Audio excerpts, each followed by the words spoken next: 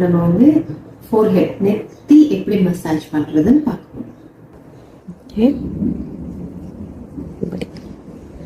இந்த எண்டு வந்து இந்த காதுகிட்ட முடியணும், இந்த காதுகிட்ட முடியணும், இந்த மாதிரி இதை எடுக்கணும்.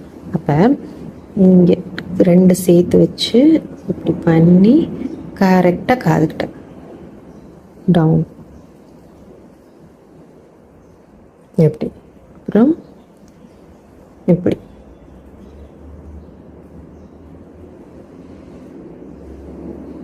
இப்படி பண்ணணும். அப்புறம் சென்டர் பாயிண்ட், இந்த பாயிண்ட் இருக்குல்ல, இந்த பாயிண்ட்டை மசாஜ் பண்ணணும்.